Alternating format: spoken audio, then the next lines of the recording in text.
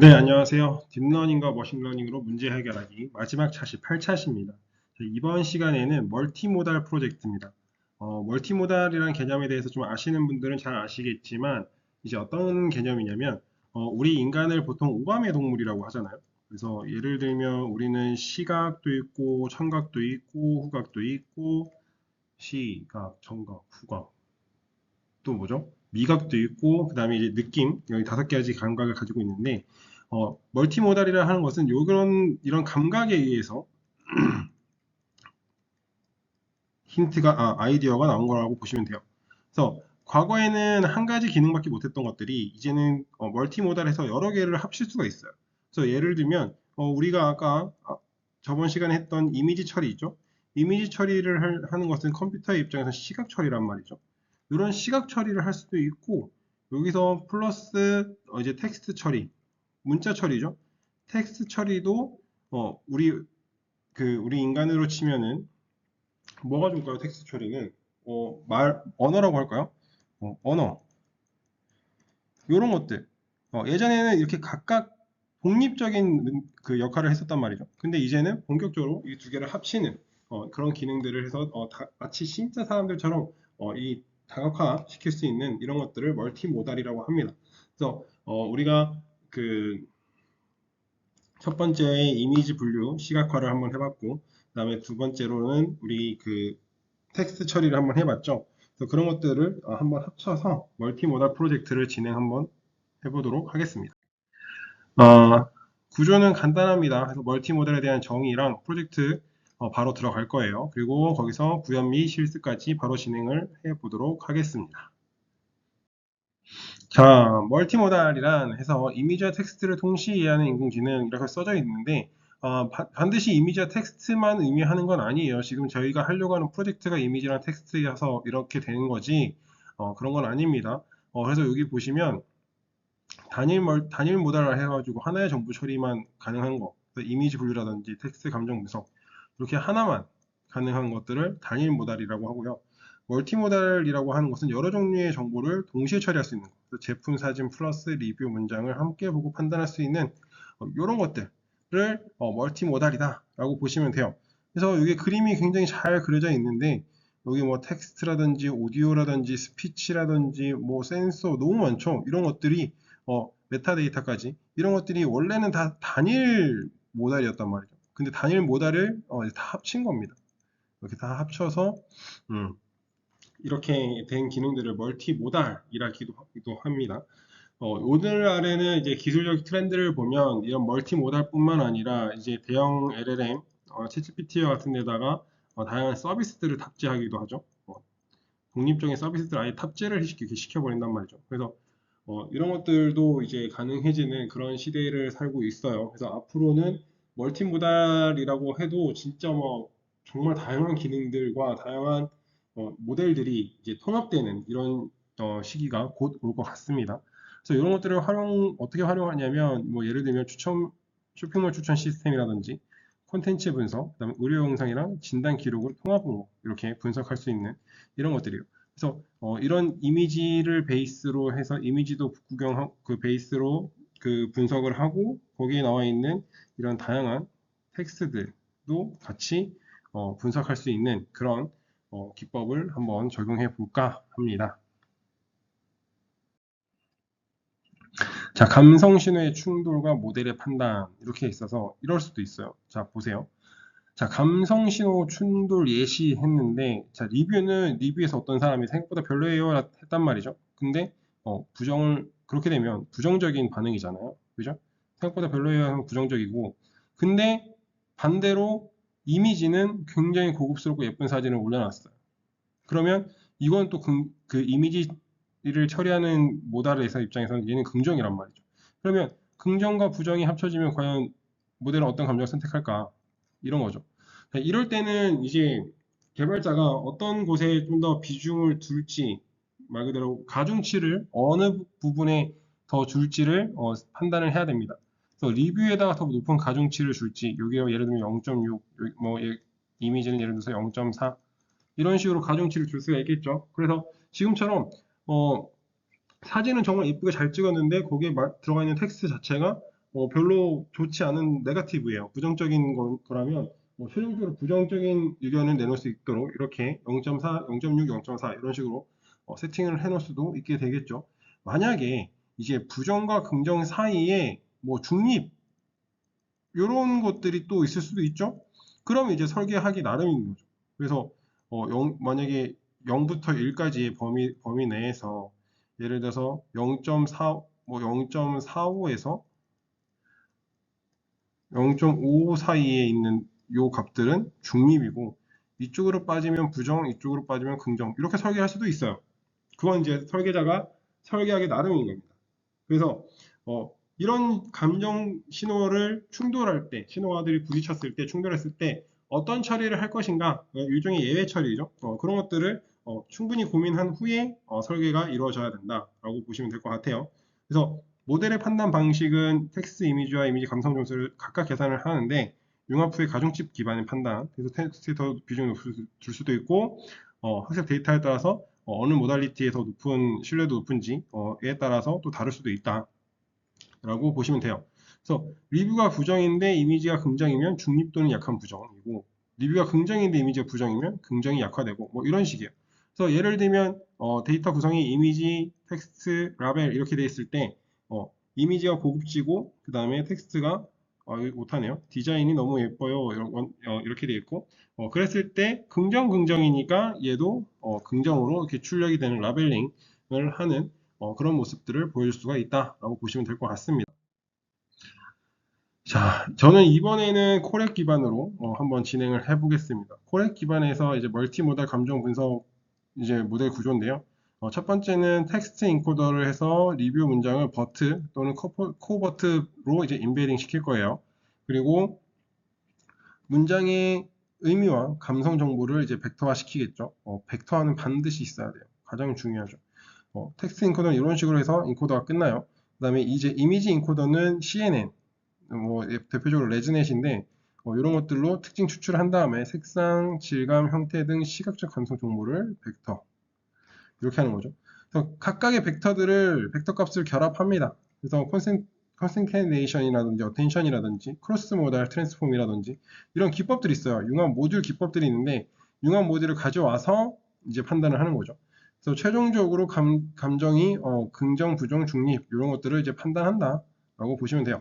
그래서 리뷰 텍스트 같은 경우는 버트가 그 다음에 제품 이미지는 CNN 모델이 각각 모델이 서로 분리되어 있어서 얘네들이 각각 판단을 하고 이 데이터를 그냥 단순히 가중치만으로 그냥 하는 것이 아니라 융합 모듈을 통해서 최종적으로 의견을 낸다라고 보시면 될 것 같습니다.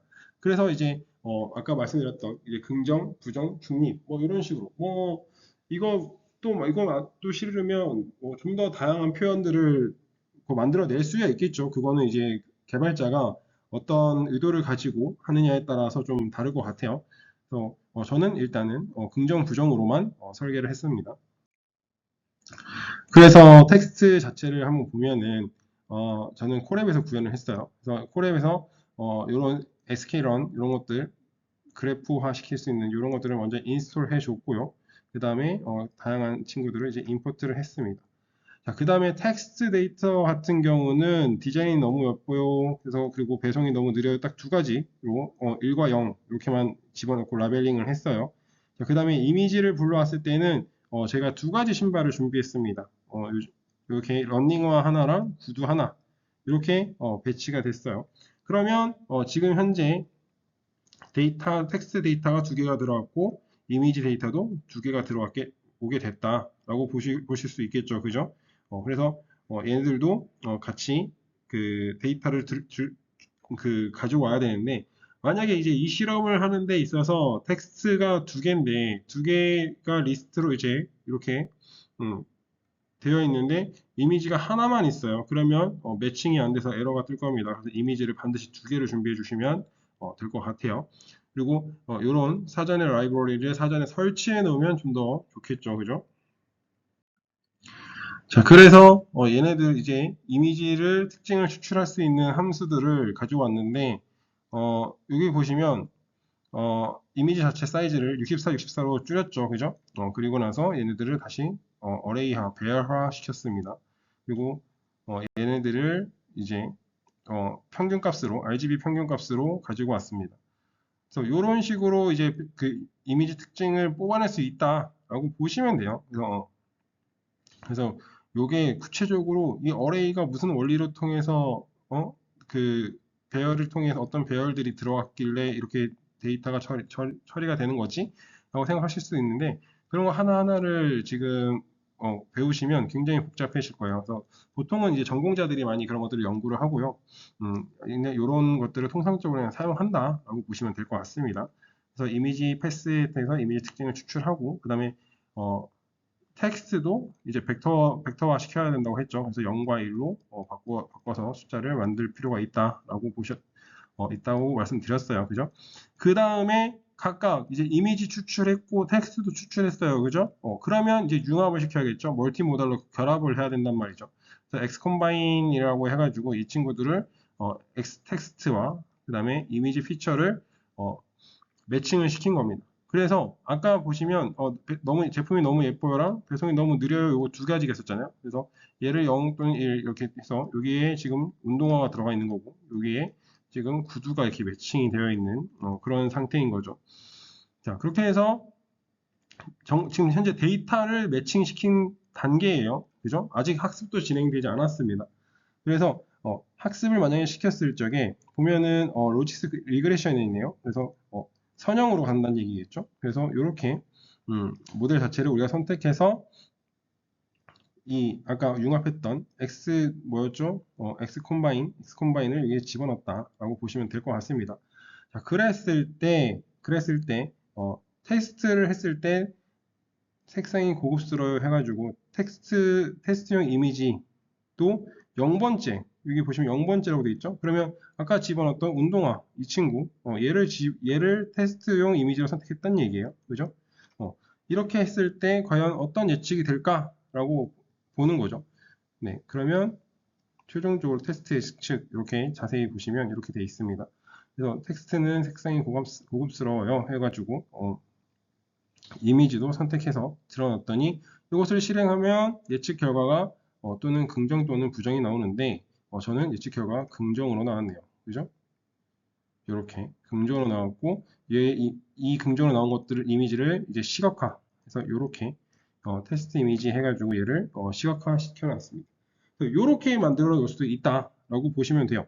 그런데 이제 지금 같은 경우는 저희가 주의해야 될 게 저희가 아까도 봤듯이 그 데이터 양이죠. 텍스트에 대한 데이터 양도 어느 정도 쌓여 있어야 되고 이미지에 대한 양들도 어느 정도 쌓여 있어야 돼요. 그래서 그렇게 되어 있었을 때 비로소 좀 디테일한 그런 분석들이라든지 또는 그 제대로 된 머신의 성능이 이제 발현된다라고 보시면 될 것 같고요. 지금 말씀하신 대로 제가 말씀드린 대로 예측을 실습을 위해서 제가 일부 굉장히 간단하게 그냥 구현을 했기 때문에 이렇게 출력이 된다라고 보시면 될 것 같습니다. 그래서 이렇게 보시면 텍스트는 디자인이 너무 예뻐요 하고 이미지가 밝고 고급스러운 제품 이미지 그래서 그랬을 때는 긍정이고 배송이 너무 느려요 그리고 어두운 제품 사진 부정 색상이 고급스러워요 밝은 제품 사진 긍정 이렇게 나오잖아요 그죠 이렇게만 나오면 사실은 지금 여기서도 지금 제가 여러분들한테 말씀을 드리고 있지만 여기서도 지금 한계가 보이는 거죠 그죠 예를 들면 이미지 사진이 어두운 제품 이미지 사진이라는 거예요 그러면 도대체 이미지 제품이 얼마나 어두워야 부정일까도 고민을 해봐야 되고 알아야 되고 그죠? 사실은 그런 것들이 모두 기준점으로 나와 있어야 머신 모델이 제대로 동작을 하겠죠, 그죠? 그리고 디자인이 너무 예뻐요, 뭐 이런 것들 사실은 예뻐요는 포지티브라고 볼 수 있을 것 같아요. 그리고 고급스러워도 포지티브라고 볼 수 있을 것 같습니다. 근데 저희 한국어 같은 경우는 특히 표현을 되게 모호하게 할 수 있는 게 되게 많단 말이죠. 그래서 그런 것들에 대한 좀 더 연구가 필요할 것이고 또 그런 말뭉치들 그런 연구가 이미 되어 있는 말뭉치들이 오픈 소스로 나와 있기도 합니다. 사실은. 그래서 그런 것들을 활용하면 좀 더 성능이 좋은 그런 머신 자체를 이제 개발할 수 있을 것 같아요. 딥러닝 기반에. 그래서 지금 현재는 앞서 말씀드렸듯 이제 데이터가 굉장히 적어요. 데이터 수가 지금 2개잖아요. 그래서 샘플 수가 너무 적어서 일반화가 어렵다는 게 한계입니다. 한계. 어, 그래서 이런 것들에 좀 문제가 이슈가 있었고요. 그 다음에 이미지 특징 자체가 지금 굉장히 단순했죠. RGB 평균값만 사용했단 말이에요. 근데 아까 말씀드렸듯이 RGB 평균값을 쓰면은 뭐 물론 심플하다 보니까 계산도 되게 빠르고 컴퓨터 파워에서도 큰 영향을 미치지 않거든요. 그 컴퓨터 파워도 굉장히 여유롭게 쓸 수 있어요.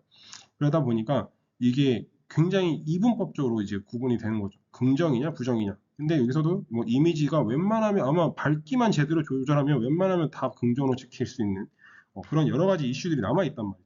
그래서 그런 것들을 해결하기 위해서 시각적 감성 표현이 너무 제한적이다. 이런 것들이 좀 문제고, 그다음에 로직스 회계 기반이기 때문에 아까 말씀드렸던 이분법으로 되죠. 근데 우리는 그 저번에 그 딥러닝의 기초할 때에도 말씀드렸듯이 퍼셉트론 얘기했었는데 단일 퍼셉트론보다는 이제는 멀티 퍼셉트론이 더 중요하다고 했죠. 그래서 이분법적으로 짝짝 그 긍정이다 부정이다처럼 짝짝 선택이 갈라지는 것이라면 모르겠는데 사실은 우리의 삶도 마찬가지고 컴퓨터를 가지고 의사결정을 할 적에도 사실은 0과 1 사이로 완전히 구분할 수 있는 그런 것들이 생각보다 별로 없어요. 그리고 우리 일상에서 그 접해지는 다양한 정보들은 아까 그 저번 시간에 이미지 때도 말씀드렸듯이 대부분은 비정형이란 말이죠. 정형 데이터가 거의 없어요. 비정형 데이터를 정형 데이터화로 해서 오늘날의 통계라든지 그런 다양한 것들을 작업을 하는 거지. 사실은 애초에 그 정보 또는 데이터들 자체가 비정형의 경우가 훨씬 많단 말이에요. 그래서 그런 것들을 행하다 보면 그런 것들을 원본 자체를 유지해서 그 원본 자체를 분석하는 게 사실은 더 유의미하게 남아 있다라는 거죠. 안 그러면 이걸 통계적 데이터로 바꾸는 과정 또는 여러 가지 과정에서 사람이 실수할 수도 있고요. 또는 그 설계자의 의도가 담길 수도 있단 말이죠. 근데 그런 것들을 모두 없애려면 그 말뭉치면 말뭉치 또는 댓글이면 댓글 그 자체를 그냥 분석을 하는 게 가장 좋겠죠. 그죠? 그런 것들을 하기 위해서는 당연히 이제 복잡한 감성 패턴이 필요하고 좀 더 복잡한 모델 구조가 필요하다라고 생각하시면 될 것 같습니다. 다만 이번 시간에는 저희가 그 실습을 통해서 이렇게 그 두 가지 모델들이 합쳐서 멀티 모델을 만들 수가 있어라는 것을 보여주기 위한 거지 이 모델이 좋다라고 평가할 수는 없다라고 생각하시면 될 것 같습니다. 자, 그래서 앞으로 개선 방향을 이제 어떻게 생각하시면 되겠냐면 첫 번째는 데이터 확장입니다. 그러니까 다양한 감성의 컨텍스트에서 이런 것들은 이제 그 아마 AI 허브라든지 데이터댐 이런 데에 들어가시면 굉장히 많은 데이터들이 이미 있을 거라고 저는 생각을 하고 있어요. 특히 이미지랑 텍스트는 이미 굉장히 많을 것 같고요. 말뭉치들이 보통 말뭉치라 표현을 많이 하는데 그런 말뭉치가 굉장히 많이 있을 것 같고요. 그다음에 모델 고도화, 그래서 버트 CNN 기반의 멀티모달의 딥러닝 모델을 적용할 필요가 있다. 이런 것들. 모델 자체도 이제 그 고도화될 필요가 있고요. 그다음에 색상 질감 구도 등 이미지 특징 강화 이런 것들이 필요한다라고 돼 있는데 사실 뭐 당연히 이런 것들이 기본적으로 데이터화가 돼 있으면 굉장히 좋은데 데이터화가 돼 있지 않으면 또 데이터를 수집해야 되는 그런 어려움이 생겨요. 그래서 그런 이슈들이 아직은 남아 있다라고 보시면 될 것 같고 얘네들을 바탕으로 이제 도메인을 확장할 수 있겠죠. 그래서 제품 리뷰 외에도 영화라든지 음식, 여행 이런 데서 또 적용이 가능하다라고 생각하시면 될 것 같습니다. 자, 여러분들께서 지금 현재는 딥러닝을 통해서 문제 해결하기 해서 그냥 간단하게 진짜 가볍게 할 수 있는 실습 자료들을 제가 지금 선보여드렸던 거거든요. 사실은 물론 뭐 그렇다고 지금 배운 게 그럼 딥러닝이 아니냐 맞냐라고 했을 때는 당연히 딥러닝이 맞긴 하지만 여전히 아쉬운 게 많이 남아 있다라는 거죠.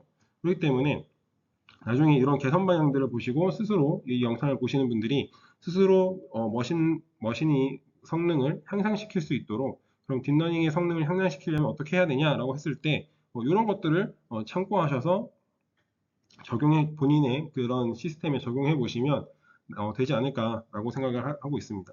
또 뿐만 아니라 이제 과거에 비해서 오늘날 이제 학습의 의도로서 챗GPT는 정말 좋은 그 선생님이 되거든요.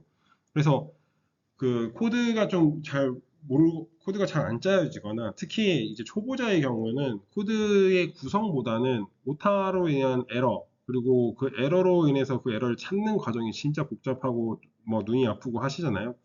그런 것들을 이제는 우리 그 LLM, 챗GPT나 코파일럿이나 이런 친구들이 잘 도와줄 수 있기 때문에 그런 도구들을 잘 활용한다면 정말 효과적인 인공지능 학습을 할 수 있을 거라고 생각이 됩니다.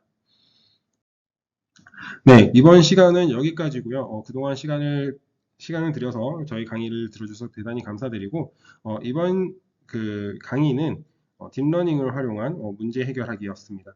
네, 시청해주셔서 감사합니다.